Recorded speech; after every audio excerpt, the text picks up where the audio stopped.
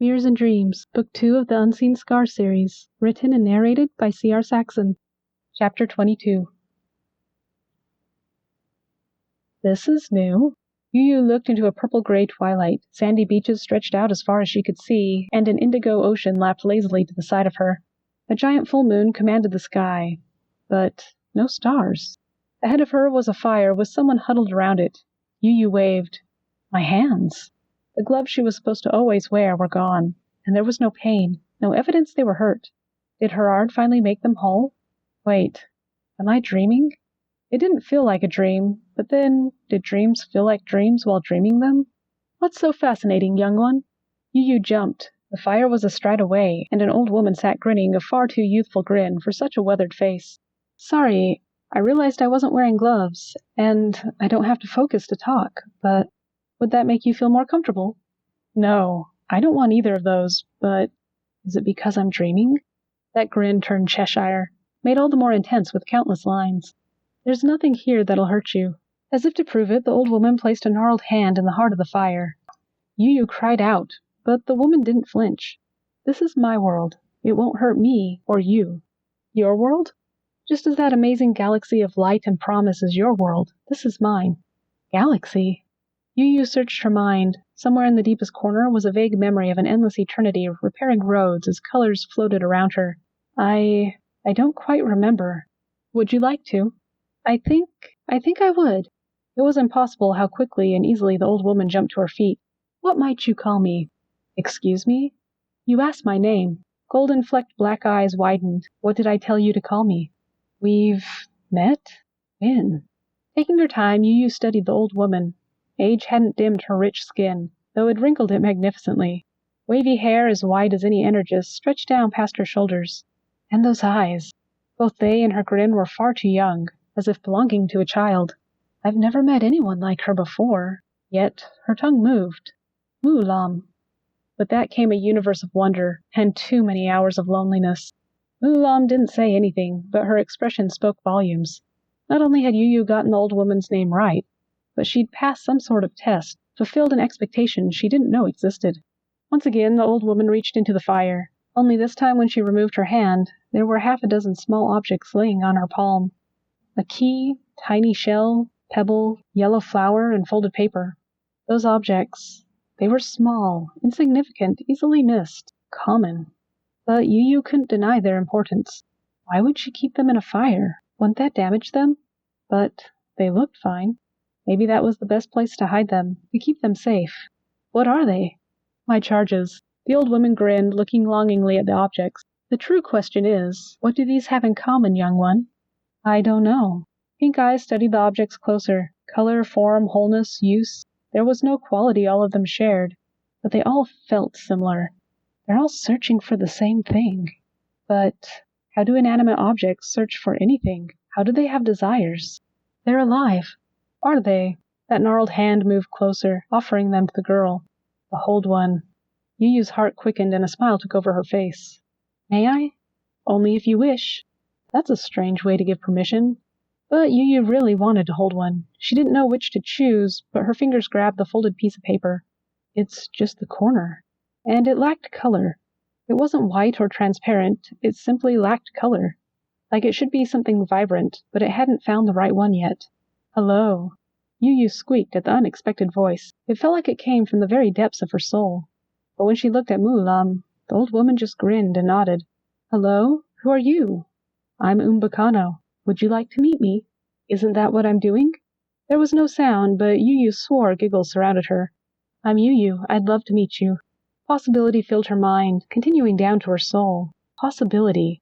Not everything that was possible in the universe, but that moment when an idea becomes reality, when something that was only a dream a breath before proves just as deserving of existence as its creator. It was a wonderful feeling, one she'd experienced many times, one she missed while waiting on her hands to heal. Umbakano, what are you? More unheard giggles danced around Yu. Her lungs took in every ounce of air they could hold, as pink eyes turned to the giant moon overhead. In the gray of the twilight sky etched everything. Every dream her hands desired to make reality, every thought she'd spent hours mulling. And more flooded in, things she'd never considered, or hadn't realized she had, desires. What can I do? How can I make this? What would this take? All her usual thoughts and dreams and imaginings, and more. I want to remember all this. How do I keep it all? What am I, little one? Paradise, your paradise. I want to spend my life here. There's not a word to describe you. This time the giggles were plain to hear, only they weren't the light echoing ones around her soul. These came from the old woman standing beside her. There is a simple word we use every day. Yu turned to Mulam, though she longed to keep her eyes on the sky. What do you mean? It's okay if you can't recognize its simplicity. I expect it'd be particularly difficult for a tinkerer. Did I tell her what I am? Considering she didn't remember meeting the old woman until a moment ago. Maybe meeting another would help. But I don't want to lose this. You won't. Mulam grinned and offered her hand again. It's okay. We can play again. That voice echoed around her soul. Nodding, Yu returned the folded paper. All that wonder vanished, leaving an enormous void to fill with loneliness. Cold, bitter loneliness. She didn't realize she was shivering, crying, till Mulam wrapped an arm around her. Trust me, I understand. Pity filled gold-flecked black eyes, more so than you'll ever know. That wasn't comforting. No one should feel like this. Still, she reached in. This time her fingers picked up the yellow flower. Impossible warmth filled her, warmth of the sun at noonday. Unlike the paper, the color of the flower intensified as the object itself denied any particular shape. The warmth grew, demanding respect, and promising so much more in return. You're mad. The middle-aged man laughed, belly rippling. Sipping on an absurdly decadent wine, he offered the Duchess some, and again she turned it down. I'm serious, Orphan. The Duchess straightened every inch of her small frame. Disgusting. Extravagant living at the cost of our country is unforgivable. The cost of our country? You are mad. Everything comes from my coffers. This dukedom isn't your inheritance. I inherited this charge fairly. A sharp eyebrow rose high, accentuating her authority. Being successor doesn't mean the king can't take it away. I work hard. There's no sin enjoying a luxury as a reward. Till I'm told I can't run my lands the way I see fit, I'll continue. Disdain flared the Duchess's nostrils. You are aware of the famine afflicting our country? I've heard far-fetched rumors. No outside help has been offered or accepted, and people are flocking to the capital's abundance. How did a fool take the place of a great man? Slamming his wineglass down, nearly cracked it. Watch your tongue in my estate. Unimpressed by the outburst, the Duchess frowned, tired of this pointless arguing. Cousin, you got this position because my brother and I were slated for other ones. I won't see an imbecile squander it. You may rule, but it's my name you're soiling. Your name doesn't exist here anymore. Her glare drove the man to keep talking. Yes, my fields aren't doing quite as well as normal, but next season will be better. No, it won't. Plantation towns near the capital experience the same thing. You'll produce less and less till there's nothing. A wave of her hand interrupted the man's next rebuttal. Done with him. You know, I'll let you see firsthand how well the capital is thriving. Paying for me to go on vacation? The Duke laughed. No, I'm giving you an entirely new perspective. Excuse me? You don't understand the importance of our station. Turning dagger eyes on him, she pinned the man in place. First comes our general. Second comes our king. Third is the people. And somewhere at the very bottom, after migratory insects and sewer mold, is us. Just because you think so little of yourself doesn't mean the rest of us do. Your sole role is protecting our country. Extravagant living in lean times is an outrage. Burdening our citizens to the point that complaints reach the ears of our allies and enemies is unacceptable. If you're to play the role of villain, do so with a purpose. My citizens love me. Jumping to his feet, the Duke tried staring his older cousin down.